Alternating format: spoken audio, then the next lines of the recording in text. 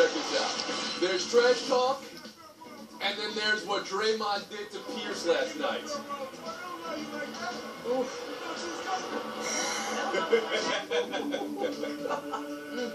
Repose the soul of Paul Pierce. Let's go round the horn. You like my music there? That's like that young Pope on HBO. It's around the horn. The show of competitive banter. Here's Tony Reale. NBA news of the day. Sixers ending Ben Simmons' season before it ever started. His 3-month injury has turned into a 5-monther, and now the team's okay with it being a full year injury after the most recent CAT scan came back not clearing him. Ramona, we'll start with you. How bad is this for Philadelphia, and how bad is this for Ben Simmons? Yeah, this is really disappointing for Philadelphia and Ben Simmons. Because, I mean, he's not the first Sixer to miss his entire rookie season. Joel Embiid did that. And Nerlens Noel did that. But, like, you don't want to mess around with a Jones fracture. So it's a good decision on their part to sit him down. But they were becoming a great story in the NBA. They were pushing for that playoff spot. And I think, free agents were actually starting to talk about the Sixers as a place they might want to go. Whereas last year, the last summer, this past couple times, it was a place where you throw $60 million at a guy and he'd still say no because he didn't want anything to do with the process that they had going on in Philadelphia. Is that right? You just don't know what you have. You hear that from players? Oh, yeah. Yeah, last year Jamal Crawford got a huge offer from the Sixers, and he said, I just can't do that. Like, I will take less money to stay in L.A. than I will to go to Philadelphia. But this is a move they have to do, right, Sarah? They have to shut down Ben Simmons if they have any question about a CAT scan, right? Yeah, absolutely. And of all teams, they know what it's like to deal with an injury that drags on too long. As Ramona mentioned, they've already had 2 guys miss their entire rookie seasons, but you can't be moved by PR or bad publicity. You can't say, we don't want to be the team that gets criticized yet again for taking a guy who doesn't see a single minute of playing time in his rookie season. You're better off having that guy play well down the road, and that's only going to happen if you play it as safe as possible. Look at Cameron Payne. Look at Kevin Durant. We've seen guys with foot injuries that come back perhaps a little bit too early, and it manifests itself in other foot injuries or related injuries. It's all part of the kinetic chain. And with a guy like him, you get it fixed 100% before you send him out there, even if it's bad news for a Philly fan base that's already a little angry about that trade from yesterday. Let's keep this kinetic chain going from west to east. Okay, Fagan? I'm still on board with the Sixers and what they needed to do here, and I buy all of the reasons because they're not currently going anywhere, but I will say that I'm teetering closely towards confusion about what they're doing here because they're kind of like the inverse of escape velocity in that as they keep shutting guys down, their guys who are 2-3 years into their careers are going to be playing with guys who are shut down, therefore they're not going to win. And then as they draft guys, they shut them down early because they're not winning. So it's that every guy who comes into the system then doesn't get to prove himself. And it never ends, is what I'm saying. Yeah, for a second I thought Pablo Torre had invaded your plasma there, because I had no idea what you were saying. Wouldn't that be a good thing? So give us a headline here then, the greater headline. Just talk to me like I'm a 3rd grader, please. I'll take that as a maybe. All right, Jackie MacMullan, how about you? I don't see how we can criticize what the Sixers are doing here. This is a very important player to their future.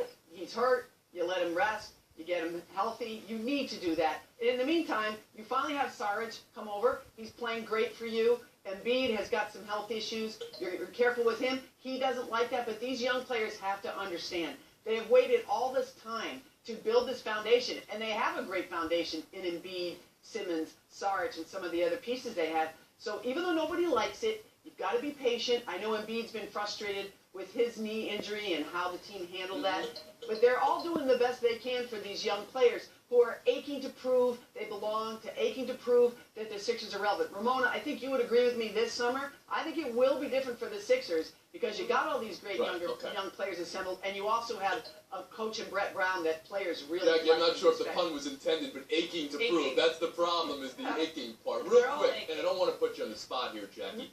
But I remember having this discussion about 12 months ago when we heard Ben Simmons was putting on some size at the draft. Do you think this is related? I do. I thought then, and I think I remember I told you that even before he was injured, that I didn't like the way they were training a young guy with a slender frame and trying to pack all those pounds on. And I don't believe it was the Sixers so much as the personal training staff that he chose. So, yeah, I do think that, and I'm sure he's learned from that. I don't think he'll see that. I want to go back after the horn to Kate and her existential theorem on life. Please, please. All right, basically, escape velocity is when you build up enough speed that you get slow slingshot away from the earth, right? What I'm saying is the Sixers are caught in the reverse of that, where they're not playing guys. So Embiid's not playing, so they don't play Simmons, because who needs to play Simmons? Because they're not good. Then Simmons gets older, they're not playing him, so they bring in a younger guy, Oh my God, and they don't play the younger guy. And then they're stuck in it. Wait, is the Earth flat or round in this hypothesis? Okay. What? I mean, I don't know what to say. It's above my pay grade, but I'm a little bit scared right now, so I'll give some points to escape velocity. There we go. We've been horned, we'll move on. 50 in the third quarter last night for Golden State. Oh boy. Draymond. Look at the escape velocity on Draymond here as this escaped his mouth. Well, he Draymond Pierce last night, I believe we can all say. He also Draymond Blake Griffin, and he Draymond anybody with a face. Clippers, Warriors. Sarah, let's start with you here. Seeing that 50 spot in the corner, does that make you think the Warriors maybe this year are more equipped to handle whatever it is Draymond might do in a pivotal game and a somewhat important forthcoming series? What you're saying is we're supposed to be impressed that the Warriors scored more in one quarter than the West All-Stars did in a quarter of that game? Yes, we are incredibly impressed by that. And yes, I do think that they can withstand the Draymond being Draymond stuff. Listen, it was just in December that Draymond was criticizing league officials for their kinesiology backgrounds in suggesting that perhaps his leg kicks were not natural movements. And here we are, he's fighting for a loose ball, and he's doing like a Rockettes move over his head to kick a guy that comes over. It's so absurd. And every time we see it, we think to ourselves, what is it going to take for Draymond to get it? And if he didn't get it last year in the finals, when he sabotaged his entire team, then he's never going to get it. And the fact is, yes, they at least have the talent now to overcome it, but it's sad to me to watch him do the things he did last night when he's got the talent he does, and is a likable guy when he's not dogging Pierce and kicking people in the face. That's two answers, kinetic and kinesiology. What are you trying to get a certificate in physical therapy on our show right now? Case Fagan, how about you? Happening. Yeah, there's too much velocity. I don't know. I thought last year that they had too much talent. I mean, we're talking about the team that set the all-time win record. I thought at that point that they would be able to overcome Draymond Green and his emotional nature, and they weren't able to. So if the team that didn't set the all-time win record couldn't overcome it, then I don't think we can necessarily say that Draymond Green doesn't get suspended again or set them back in these playoffs. And then you see a team like the Cavs, who are also loading up, are able to take advantage of that. I think that's a perfect possibility because we have seen it before. We actually have history to point to say that it has impacted this Warriors team. Jackie, you have a takeaway from last night?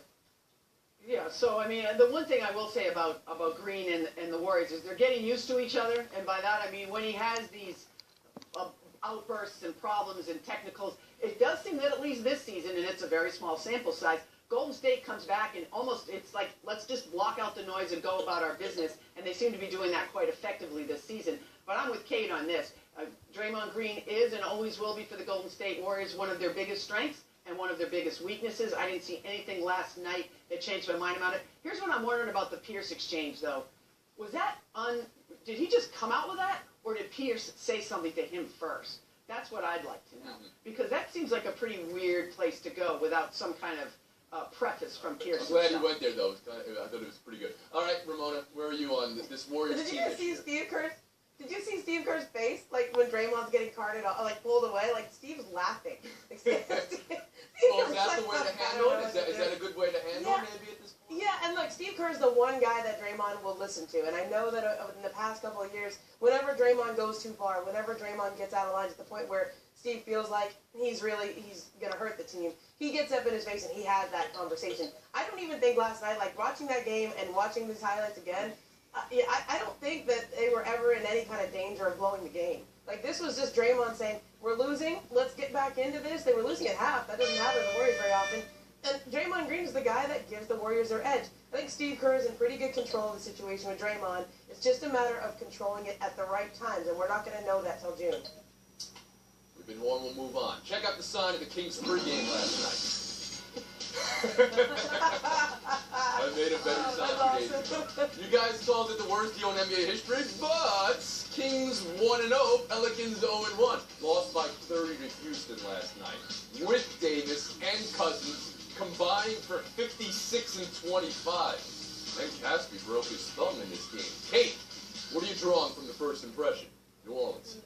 I'm not worried at all, even though we had such a lopsided outcome, because I'm actually buying into the fact that Cousins, even though he was having a career year playing a slower pace in Sacramento, and now he's paired with a guy like Anthony Davis and the Pelicans that play up-tempo. I'm actually not worried about that because Cousins has played fast, and I can see the Pelicans figuring out an offense where Anthony Davis, who always busted down court, stretching that defense, forcing them to get back, and then DeMarcus Cousins being really good at lagging behind and hitting threes. I can see him finding his spots in an offense that's really up-tempo, and them having a unique way of handling those two bigs. And I believe in this because I do believe in Drew Holiday, having seen him for a number of years with the Sixers and his ability to find ways to make that work and also to be such a strong defender for that team. Jackie, first impressions, the Pelicans? Well, first impression, Kate, you're right. DeMarcus Cousins is pretty good at lagging behind. Does a lot of that, actually. And that's what you're looking for in your big man. You got just the guy you'd like to have. Sorry. So I want to believe in DeMarcus Cousins because I see the ability, just like all of you do. But what does it say when you make this trade, and he obviously is motivated, he's coming into that, and you are trailing by 33 points, which is the most in your franchise's history for the first game of the DeMarcus Cousins era. I want to buy in people, but I just can't. I'm sorry. It was the largest deficit for them, entering the fourth in their franchise history. Ramona, do you have an impression from last night? Yeah, Jackie Mack could hang with Draymond in the trash talk contest. Yeah.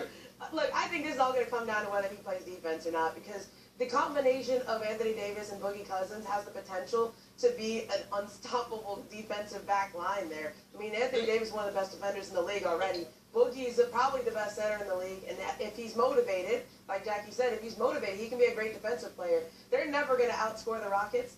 Like, no one's going to outscore the Rockets. I think the only team probably who could is the Golden State Warriors. And in the first game, they don't understand their defensive coverages yet, but if Boogie buys in like he did during the Olympics when he was on Team USA, they may have something. I think we have something here right now with Sarah Spain, please. Well, I've noticed some anti-intellectualism so far in the point scoring, so I'm just going to make sure I avoid multi-syllabic words for you and keep it real simple. The first thing I'll note is that Boogie looked incredibly comfortable. He was dominating and his team was losing by 30 points. It felt just like Sacramento to him. But more importantly, I think we need to note that one of the biggest issues that they had was giving up 25 points on 20 turnovers, giving away 34 fast break points. Those are the kind of things that come from a lack of chemistry, from miscommunication, from guys who are just getting together. We also have to look at the fact that Boogie and Anthony Davis had 56 points, and the other three starters had a combined 15. So it's exactly what we expected out of this. You have two tremendous players there, and you don't have a lot supporting them. So we can't expect overnight for them to become a championship team. I like the looks of the two starters that are the best guys on the team playing well, and we'll go from there. Look at those scores. This is Game of Thrones right here. Take a break right now. Buy or sell next. Ramona, did Sarah call us dumb? No, I don't think so. I'm still thrown up by Kate. quick. I am on my way out of here. Around the Horn is brought to you by the All-In Burger from Applebee's. Buy or sell. Derrick Williams and Andrew Fagan, both about to be available, both being linked to the Cleveland Cavaliers, because this is the NBA. You only play for two teams when you have a chance to call your own shot. I want to know what the NBA should be feeling about that, Ramona, but also, does Williams have anything left? Does Bogut make sense? Buy or sell this being a championship maneuver for the Cavaliers? Yeah, I'm totally buying it, and I think they saw this coming, too. David Griffin, the general manager, was sitting back. He had a couple of deals that he could have made. I know they had called the Lakers about Lou Williams and Nick Young. They're trying to get a swingman there. And then you look and go, wait a minute, we may not have to do anything right here because these guys may be available on the buyout market. And if you know Andrew Bogut, like I think we all know him, he's the kind of guy who's not going back to Golden State. He was really stung by the way that he ended his tenure there. If he's going to leave, he's going to go with the guys he's going to go with the guys from Cleveland. Sarah Spain? Yeah, this is like Tom Brady getting suspended so Garoppolo plays. The whole league sees how great he is, and then they get a big trade deal out of it, right? The rich get richer. Somehow it always works out for the teams that are already on top. And in this case, the Cavs don't have to give anything away. They just wait for Darren Williams to get waived, and then he falls into their lap. The question is, how much of him is left? He put up some good numbers with the Mavs, but he recently got replaced by a D-League guy named Yogi Ferrell, who's on a 10-day contract, and then they say, all right, cool, this guy's way better. We're just going to get rid of Williams. We don't even need him anymore. So I presume he has something left, and I presume Bogut does too, but we still have to wait and see. They're still nowhere near the Warriors, in my opinion. Yeah, I like it. I mean, normally I would question adding 2 guys into a system that you have to learn, and will you be able to be blended in time that the playoffs come and you're making that run. But when your system is basically fill things in around Kyrie and LeBron, and that's all you need to know about it, just add to the side of that, then I love that you're adding 2 veteran guys who understand what they're playing for at this point in their career. Yeah. Yeah, the one thing the Cleveland Cavaliers are missing was the kind of depth they need to win a championship, depth off the bench. When you have a veteran point guard who's been around, and you're right, Sarah, you should worry about his injury history a little bit, how much he has left. He doesn't have to have a ton left. He just has to be out there to fill in minutes and not screw up. I'm pretty sure Darren Williams can do that for Cleveland. These are big pickups. But Jackie, you've been covering this league. When an NBA fan that's not in Cleveland sees fill in the blank. a move like this, what do they think? Oh, of course the Cavs are getting it.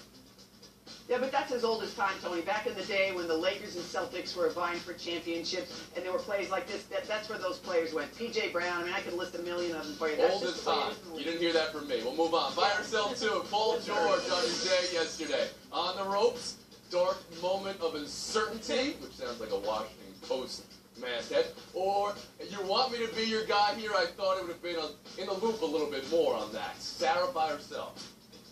I'm buying that those are future lyrics to a Dashboard Confessional song, and I'm also buying Paul George's feeling, because to me, I totally get this. Look, it's uncomfortable to have a conversation with your superstar about what comes next, because you want him to believe that you want him and that he's your guy. But in this case, he's not getting good players filled in around him, and he's also not getting sent anywhere else. So he feels like in this terrible purgatory, if we're not going to get any better, and I don't get to have any escape velocity from Indianapolis. So it's important for him to have conversations about it. Escape velocity is a meeting call of a Fagan. Go ahead, I Kate. think it's ironic that Sarah's using escape velocity to slingshot past me in the point department. That is sad. Okay, all right. All right, look, I buy Paul George. I mean, he's given the Pacers information that he wants to be part of a contender. When you want to set a plan, you need information. And so I buy what he wants, because he also wants information back from the Pacers. And when you've reached a point in your career like he has, you deserve that. MacMullan.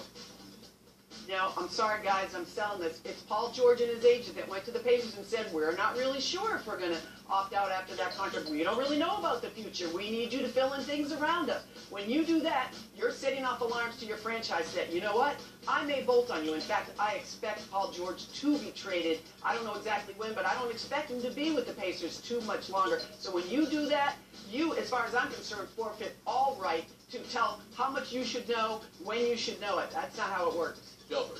Yeah, first of all, I love like the Winston Churchill-esque quote there, the dark moment of uncertainty from Paul George. Like the Pacers, I don't know if they should have traded him yesterday, but they got to trade him soon, because his value only goes down. And if he's not going to commit long term to him, they cannot be the Oklahoma City Thunder waiting and hoping to convince Kevin Durant to stay and getting nothing for him in return if he's going to leave. All right. Look at these scores here. Now we're in trouble, because we had a situation where we were about to do a third buy or sell, but we don't have time for that. And since we all had some fun with escape velocity today, we're going to allow that to be a tiebreaker. Here comes the slingshot back in your favor, Fagan. This is the fun one today. Spain, MacMullan, the weekend starts right now for you. Shelburne, Fagan, showdown next.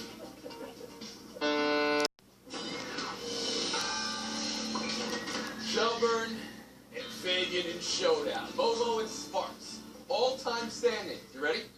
Fagan 4, Shelburne 0. Oh! Like the let's see Clippers what against happens. the Warriors, man. Woo! Showdown 1, court awareness. The Nuggets, unaware, Ty Lawson is milking the clock here. Look at the game clock. Shot clock's not on. Game clock's running. Nuggets, didn't know it. Northwestern's Ashley Deary tying her shoe with the ball. Has the ball stolen and then scored in her face. And Courtney Lee was going for a dunk over a player by the name of LeBron James. Yeah. Whose lack of awareness is most alarming, Ramona? I'm going to go with Courtney Lee, man. You just don't go up against LeBron James in that spot, in that place. Because even if you do throw down over LeBron, he's going to make you pay later. Well, I believe that Lee had court awareness. He just didn't have self-awareness, so I'm not going to pick him. I want you to notice, Tony, that on those 2 previous clips, it was in women's hoops that she came sprinting in to get that ball that was just sitting there, okay? That's hustle right there. So, So if they're Husk Nuggets, we didn't, I think that's which I approve of, which is nice. Point for Fagan. Showdown 2. Over there. Tom Brady. He posted a video of himself taking a digger on a jump while skiing with the family. We don't have the rights to the video, so here's what it may have looked like. That's the video of the Venezuelan skier, by the way, who finished last in the race, which has been an international sensation. Kate, something or nothing for Brady? Oh my God, this is something. Okay, Tom Brady, this is a dude who will not eat a tomato because it's inflammatory. And he's skiing and he's going off of jumps? Yes, it's something. No, this is nothing. This is Tom Brady having fun. He's been hanging out with his daughter up there, working on the French fry or the pizza with the skis. Like, he's having fun. And by the way, you guys are mean with that Venezuelan skill. He had to port it. He couldn't even practice. I think it's a wonderful international story that the Venezuelan He's skier. never been on snow before. Yeah, that's right. So you said this was nothing, Ramona. Nothing. He's having fun. Unfortunately, the number of wins you have in this matchup against Kate Fagan. Big time, Fagan. You guys, I watched the most suspenseful thing I've ever seen. Planet Earth 2. Woo! Okay, there is a non-ending scene with iguanas getting born, coming out of the sand, and having to escape snakes. This is beautiful. The whole thing, Planet Earth 2, is beautiful. I just have one recommendation, that they give us like a little downtime between these tension-filled scenes. And you should all check it out because it's wildly shot. That's what I was thinking about today. I need some downtime after all the tension today. It was wonderful, ladies. We're doing it again. See you then. Buddy.